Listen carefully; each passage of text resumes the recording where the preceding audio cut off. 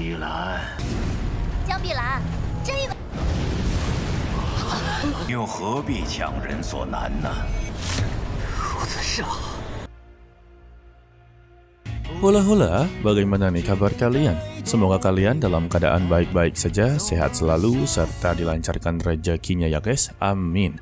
Pada kesempatan kali ini, kita akan melanjutkan tongwa dari Peerless Battle Spirit ataupun Babang Ki-nan. Sebelum itu, mohon maaf ya, Mimin sedikit terlambat dikarenakan Mimin telat bangun. Hai. Sebelum itu, kita masuk ke part sebelumnya. Untuk dua master puncak, yaitu Master D dan juga Master Tuanmu, bersaing untuklah mendapati Chinan. Setelah diberitahu kalau Chinan ini adalah salah satu orang yang begitu berbakat dan potensinya begitu sangatlah bagus, membuat para master puncak lainnya menjadi begitu sangatlah tertarik. Ditambah juga untuk Chinan tidaklah terpesona ataupun terkena ilusi dari Nona Jiang Bilan. Kalau begitu, langsung saja kita masuk ke dalam ceritanya. Lalu, Chinan menggunakan mata dewanya untuklah mengulik semua masa lalu yang dimiliki oleh Jiang Bilan. Ternyata untuk Jiang Bilan ini memiliki masa lalu yang begitu sangatlah kelam. Dia datang ke Tanah Suci ini ada suatu tujuan yang begitu besar guys.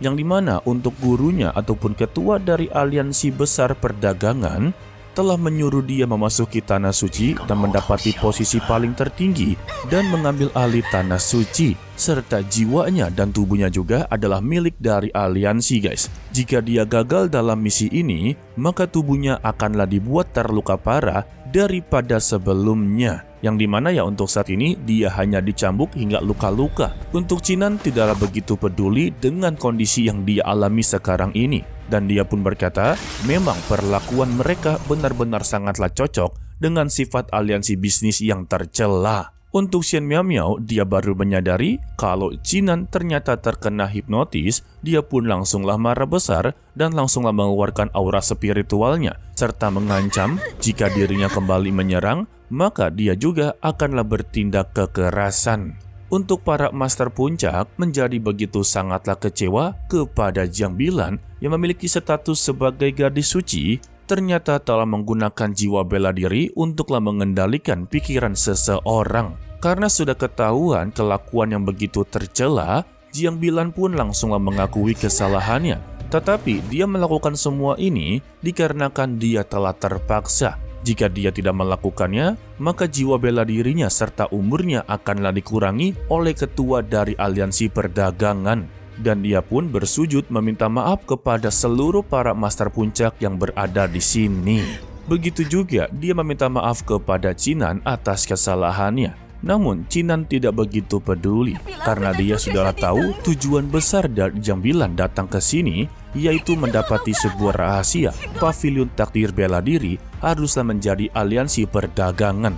Dan untuk rahasia pavilion takdir bela diri ini telah dimiliki oleh Chinan. Maka dari itulah Jiang Bilan berusaha keras untuklah mendapati Chinan serta mengendalikan jiwanya agarlah mendapati informasi tersebut ya. Sayangnya semua ini telah gagal total, maka dari itulah Jiang Bilan meminta maaf atas kesalahannya. Jadi permasalahannya seperti itu guys.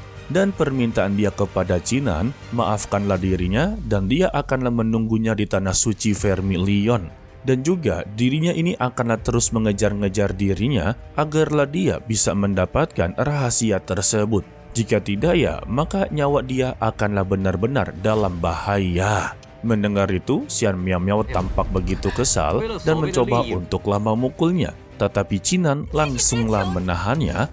Dia pun langsunglah memberitahu untuk masalah rahasia pavilion teknik bela diri, dia sebenarnya sama sekali tidaklah tahu. Bahkan dia sama sekali tidaklah mendapatinya. Namun karena dia telah melakukan sebuah perbuatan yang begitu tercela, dan jika benar-benar menginginkan apa yang dia miliki, maka dia akanlah memberikan semuanya. Tetapi itu tergantung dengan kemampuannya. Maksudnya itu datang dan ambillah sendiri jika dia benar-benar mampu. Mendengar itu, Jiang Bilan langsunglah mundur beberapa langkah. Karena bagaimanapun juga, dia tidak akan pernah bisa untuklah menghadapi Chinan untuk kondisi saat ini guys. Dan juga, Chinan meminta kepada mereka semua, janganlah terpaku ataupun terhasut dengan tingkah laku dia seperti ini, yang dimana ya tingkah lakunya merendahkan diri sendiri, itu semua demi keuntungannya saja. Jadi dia meminta kepada Jiang Bilan untuklah jangan berpura-pura seperti gadis yang disakiti, karena baginya itu adalah tingkah laku yang begitu menyedihkan. Dan Jiang Bilan pun langsunglah menyangkalnya kalau semua ini tidaklah rekayasa atau tidak bersandiwara. Dia sebetulnya memang sangatlah takut kepada ketuanya guys. Ia mau bagaimana semua ini ya atas perbuatan sebelum-sebelumnya membuat Chinan sama sekali tidaklah percaya dengannya. Tapi ya bagaimanapun juga nantinya Jiang Bilan akanlah menjadi istrinya guys. Lalu terdengarlah suara pria yang berasal dari atas langit dan membenarkan perkataan dari Chinan kalau Jiang Bilan akanlah memasuki tanah suci Vermilion. Begitu juga dengan dirinya haruslah ikut ke tanah suci Vermilion, dan dia pun langsunglah menangkap tubuh dari Chinan yang membuat dia sama sekali tidak bisa untuklah bergerak. Sontak untuk Master Duanmu yang susah payah untuklah mendapati Chinan, dia tidaklah terima, sembari mengatakan bukankah pemilihan telah diputuskan kalau Chinan telah berada di tanah suci Qinglong. Akan tetapi ya untuk ketua suci dari Vermilion atau kaisar suci Vermilion tidaklah peduli. Dan Master Duanmu mengatakan kalau Chinan sudahlah memilih apakah dia inginlah melanggar perjanjian suci dari antara kedua belah pihak. Lalu untuk patung naga yang berada di depan mereka secara tiba-tiba langsunglah menyala, yang membuat bentrokan kekuatan langsunglah terjadi dan semua orang yang berada di sana langsunglah terpental-pental.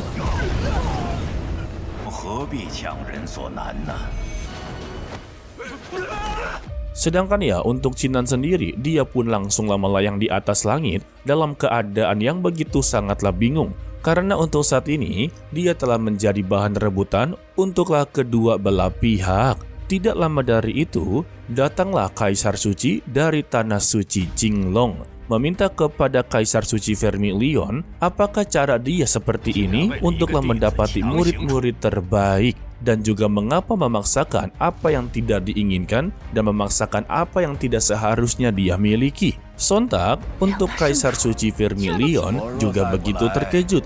Ternyata untuk penguasa suci naga biru meninggalkan pengasingannya hanya demi seorang murid seperti ini juga. Dan Kaisar Suci Qinglong langsunglah mengatakan jika dia tidaklah datang tepat waktu, mungkin saja murid satu ini akanlah dicuri oleh Tanah Suci Vermilion dan dia sama sekali tidak akanlah menerimanya. Lalu untuk Kaisar Suci Vermilion juga langsung menanyakan kepada Chinan. Dengan kedatangan dari mereka berdua secara pribadi, maka Chinan juga haruslah memilih apakah dia inginlah menjadi bagian dari Tanah Suci Qinglong atau Tanah Suci Vermilion. Dan dia juga meminta kepada seluruh Master Puncak untuk janganlah menghasutnya. Biarkanlah Chinan memilih kembali. Biarkanlah mereka berdua yang terus merayu dan merayu Chinan. Pertama-tama Kaisar Suci Vermilion meminta kepada Chinan untuklah memilih dengan begitu tepat.